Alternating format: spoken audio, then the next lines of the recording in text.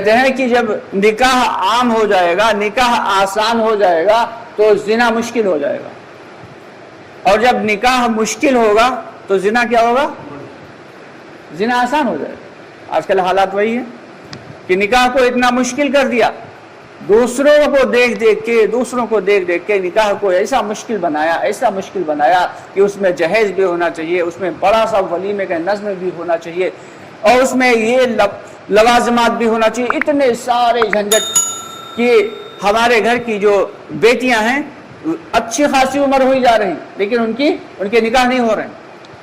اسے پکڑ کس کی ہے بھائی؟ وہ سارے کے سارے لوگ پکڑے جائیں گے جو اس کے پیچھے کار فرما۔ تو اس لیے ہم سب کی ذمہ داری یہ ہے کہ ہم نکاح کو آسان کریں، تاکہ زنا جو ہے وہ مشکل ہو جائے۔ تو اس لیے یہ ساری کی ساری چیزیں یہ دین میں شامل ہیں کہ ہمارا کھانا کیسا ہو۔ فرماتے ہیں کہ کھانا ہمارا سادہ ہونا چاہیے،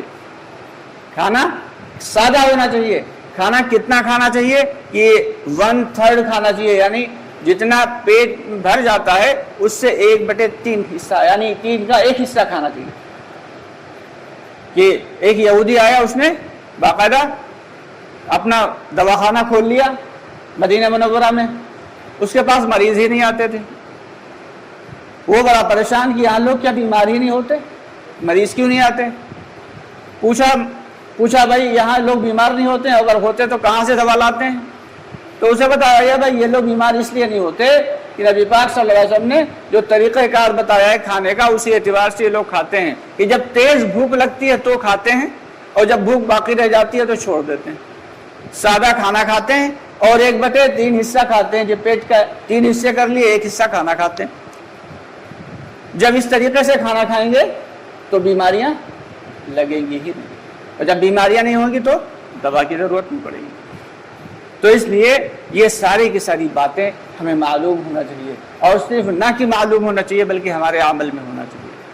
ہماری جو ہے ایک جب وقت آتا ہے شادی کا، کسی گھر میں شادی کا جب وقت آتا ہے، نکاح کا وقت آتا ہے، تو مولانا صاحب کو لاتے تو ہیں، لا کے ایک کونے میں بٹھال دیا جاتا ہے، کنارے بٹھال دیا جاتا ہے، مولوی صاحب آپ یہاں بیٹھیے، اور وہاں جو ہے وہ دادی نہیں مان رہی ہیں، اور پھوپھی نہیں مان رہی ہیں، اور چچی نہیں مان رہی ہیں، اور دانی نہیں مان رہی ہیں، اور ساری کی ساری رسمیں چل رہی ہیں، ایسی خرافاتی رسمیں کہ جن کے بارے میں نہ سنا نہ دیکھا، ایسی رسمیں چل رہی ہیں۔ یہاں تک کہ جو ہے وہ نامحرم اور محرم سب آپس میں خلط ملط ہو رہے ہیں، مولوی صاحب بیچارے کنارے بیٹھے ہوئے، ان کی کوئی سن نہیں رہا۔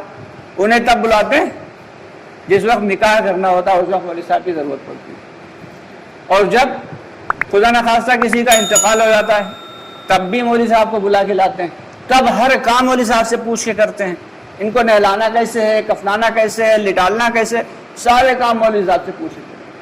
تو یہ کون سا طریقہ ہے بھائی؟ دین تو وہ ہے کہ جب ہمارے یہاں شادی ہو تب بھی ہم اسے اللہ کے حکم اور نبی کے طریقے کے اعتبار سے کریں، اور جب ہمارے یہاں خدا نخواستہ کوئی میت ہو تب بھی ہم اسے اللہ کے حکم اور نبی پاک صلی اللہ علیہ وسلم کے طریقے کے اعتبار سے کریں۔ تو یہ ہے کامل دین۔ آج ہم نے دین کو اپنے فائدے کے لیے ہمارے چینل کو سبسکرائب ضرور کر لیں، اور ہماری ویڈیوز کو زیادہ سے زیادہ لوگوں تک شیئر کریں۔